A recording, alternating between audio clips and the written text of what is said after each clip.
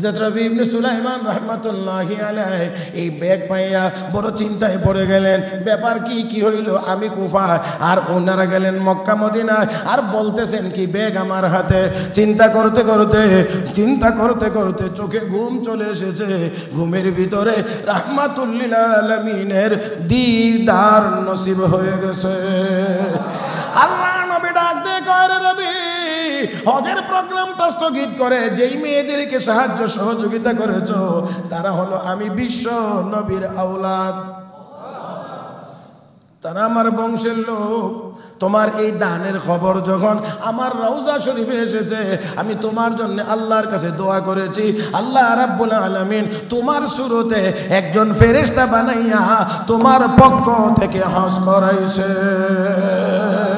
জগৎ বিখ্যাত আল্লাহর ওলি হযরত রবি ইবনে সুলাইমান রাহমাতুল্লাহি আলাইহি, রবি ইবনে সুলাইমান রাহমাতুল্লাহি আলাইহি হজের সফরে বের হয়েছিলেন। হজের সফরে ভাই বেরাদর সহ আত্মীয় স্বজন সহ বড় এক কাফেলা নিয়ে তিনি ইরাকের বিভিন্ন অঞ্চল পাড়ি দিয়ে কুফাতে এসে রাত্রি যাপন করবেন সিদ্ধান্ত নিয়েছেন। তাঁবু টানাইছেন। আগে তো পায়ে চলতে থাকতো, রাত্র হইছে সুবিধা মতো জায়গায় তাঁবু টানায় বাস হাজি সাহেব এখানে থাকতেন।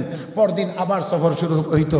মুহতারাম হাজরিন, তো হযরত রবি ইবনে সুলাইমান চিন্তা করলেন একটু ঘুরে ফিরে দেখি তো, কুফা নগরী তো ইসলামের স্মৃতি বিজড়িত জায়গা, ইসলামের বহু নিদর্শন এর সাথে জড়িত, একটু ঘুরে ফিরে দেখি।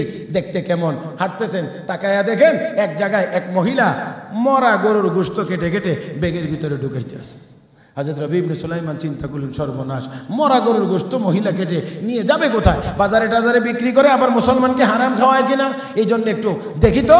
একটু দাঁড়াইলেন, দূর থেকে অনুসরণ করতে লাগলেন। দেখলেন অল্প কিছু গোশত কেটেই মহিলাটি আস্তে আস্তে করে এবার পথ চলতে শুরু করেছে। তিনি বলেন, আমিও পিছনে পিছনে হাঁটতে শুরু করলাম। দেখলাম যে না, বাজারে যায় না, বাড়ির ভিতরে গিয়ে ঢুকছে। একটা বাড়ির ভিতরে গিয়ে নক করেছে। ছোট ছোট কয়েকজন মেয়ে বের হয়েছে, তাদের হাতে ব্যাগটা উঠাইয়া দিয়ে বলতে আছে, মায়েরা, আল্লাহর পক্ষ থেকে যা পেয়েছো খেয়ে শুকরিয়া আদায় করো। আমি এই আওয়াজ শুনে বুঝতে পারলাম তারা মুসলমান। আল্লাহর শুকরিয়া আদায় করো এই কথা বলছে, বুঝতে পারলাম মুসলমান। তাহলে মরা গরুর গোশত খায় কেন? এই জন্য পিছন দিক থেকে হালকা করে আওয়াজ দিয়ে বললাম, মুসলমানের জন্য তো মরা গরুর গোশত খাওয়া হারাম। এমনি মহিলা একটু পিছন দিকে তাকায়, কে তুমি? আমি একজন মুসাফির। মরা গরুর গোশত খাওয়া হারাম, এটা আমাদের জানা আছে। তারপরেও খাচ্ছেন কেন? খাচ্ছি এই জন্যে, জান বাঁচানোর বিকল্প কোনো পথ আর পদ্ধতি যদি না থাকে তাহলে যতটুকু খাইলে জান বাঁচে ততটুকুর খাওয়ারও একটা অনুমতি শরীয়তে আছে। ওই অনুমতির ভিত্তিতেই খাচ্ছি। যদি আপনারা বুঝে থাকেন তাহলে বলেন, এই লোকগুলো খুব স্বাবলম্বী। আমি মনে হয় বুঝাইতে পারি নাই। কোনো মুসলমান মরা গরুর গোশত খাইতে পারে না, হারাম। কিন্তু এমন কোনো জায়গাতে যদি থাকে যেখানে তার কাছে আর কোনো খাবার, কোনো ব্যবস্থা নাই, আর জান বাঁচানোর মতো আর কোনো ব্যবস্থা তার কাছে নাই, তাহলে যতটুকু খাইলে জানটা বাঁচে এতটুকু পরিমাণ খাওয়ার অনুমতি আছে। তাহলে তারা ওই হালতের মধ্যেই আছে। হযরত রবি ইবনে সুলাইমান রাহমাতুল্লাহি আলাইহি এই কথা শুনলেন, ডাক দিয়ে বললেন, মাগো কি অবস্থা, এত দুরবস্থা, কারণ কি? হেরে বাবা, আমার স্বামী একমাত্র উপার্জন করার মতো ব্যক্তি ছিলেন। দুনিয়া থেকে বিদায় হয়ে যাওয়ার পরে আমি আমার মেয়েগুলোকে নিয়ে বড় কষ্টের ভিতর দিয়ে দিন যাপন করছি। তাকিয়ে দেখো, আমার এই মেয়েগুলোর মুখে আমি আজ মা হয়ে 3 দিনের ভিতরে কোনো খাবার তুলে দিতে পারি নাই। আমি মা হয়ে আর কতক্ষণ পর্যন্ত সহ্য করব? আমি আর সহ্য করতে না পেরে এই জন্যে আমি মরা গরুর গোশত সামান্য একটু কেটে এনে তাদের হাতে দিয়েছি। হযরত রবি ইবনে সুলাইমান রাহমাতুল্লাহি আলাইহি মনে মনে চিন্তা করতে লাগলেন, মুসলমান খাদ্যের অভাবে পড়ে মরা গরুর গোশত খাবে, আর আমি নফল হজের জন্য মক্কা মদিনায় যাব না, না, অন্তত এই বছর না। হজের প্রোগ্রামটাই মনে মনে স্থগিত করে দিলেন।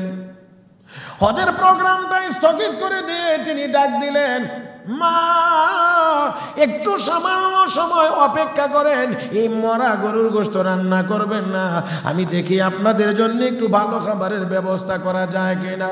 মহিলাটি ডাক দিয়ে কয়, রে বাবা, মরা গরুর গোশত খাওয়া তো এটা আমাদের কোনো শখের বিষয় না, আনন্দের বিষয় না, ঠেকায় পরে নিয়ে এসেছিলাম।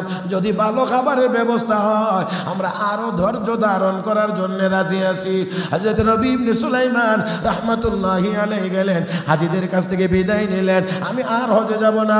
এবার তিনি টাকা পয়সা নিয়ে বাজারে প্রবেশ করলেন, রুটি বানানোর জন্য, যা খাবারের জন্য যা যা প্রয়োজন সব নিলেন, কিছু কাপড় চোপড় নিলেন, অবশিষ্ট টাকাগুলো এর ভিতরেই ঢুকায় হাদিয়া নিয়ে বাড়িতে পেশ করলেন। ডাক দিয়ে বললেন, নেন, এইগুলো আপনাদের জন্য হাদিয়া। মহিলাটি পাইয়া আল্লাহ রাব্বুল আলামিনের কাছে দোয়া করেন, আল্লাহ, যেই ব্যক্তি আমাদের ক্ষুধার্ত পেটে খাবারের ব্যবস্থা করে দিলেন, পরনে কাপড়ের ব্যবস্থা করে দিলেন, আল্লাহ তুমি তার সকল সমস্যার সমাধানের জিম্মাদার হয়ে যাও। মেয়েগুলো দোয়া করে, সর্বশেষ ছোট মেয়েটা দোয়া করে, আল্লাহ আমাদের পরনে যে ব্যক্তি কাপড়ের পেটে খাবারের ব্যবস্থা করে দিলেন, হাসরের ময়দান যেদিন কায়েম হবে, আল্লাহ তোমার আরশ ব্যতীত ছায়া থাকবে না, তোমার হাবিব আমাদের নানা জান রাহমাতুল লিল আলামিন ছাড়া কোনো সুপারিশগার থাকবে না। ওই কঠিন মুসিবতের দিনে তোমার বন্ধু আমাদের নানার হাতে ওই ব্যক্তিটাকে তুমি হাউজে কাউসারের পানি নসিব করে দিও। আমি এই দোয়াগুলো পাইয়া বসে রইলাম, অপেক্ষা করতে লাগলাম হাজী সাহেবরা কখন ফিরবে, আমি তাদের সাথে সালাম মুসাফা করব, আগে তাদের কাছ থেকে দোয়া নেব। কয়েক দীর্ঘদিন পরে তারা হাজী সাহেবরা ফিরলে সালাম দিলাম, মুসাফা করলাম, দোয়া করলাম, আল্লাহ আপনার হজ কবুল করুন।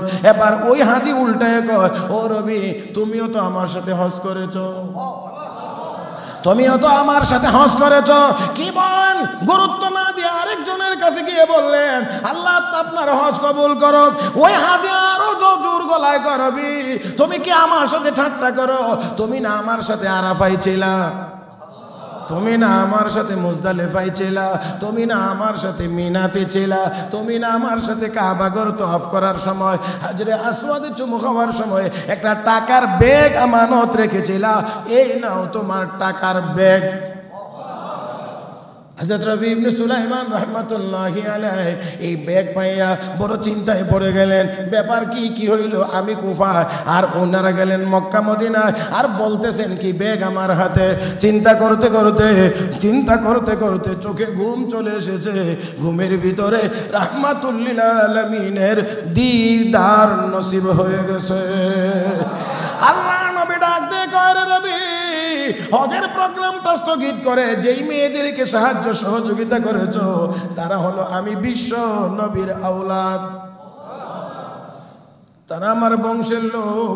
তোমার এই দানের খবর যখন আমার রওজা শরীফে এসেছে, আমি তোমার জন্য আল্লাহর কাছে দোয়া করেছি, আল্লাহ রাব্বুল আলামিন তোমার সুরতে একজন ফেরেশতা বানাইয়া তোমার পক্ষ থেকে হজ করাইছে।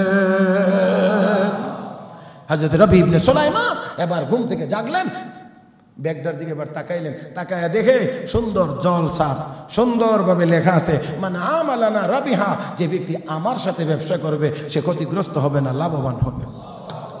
এবার তিনি খুললেন, খরচ করেছিলেন যা তার চেয়ে 10 গুণ বাড়ায়া আল্লাহ নগদ দুনিয়াতেই ওনার ব্যাগের ভিতরে দান করেছেন। মুহতারাম হাজরিন, তাই আসুন এই মাহে রমাদানে আমরা রোজাও রাখবো, আল্লাহ রাস্তা দান করে তো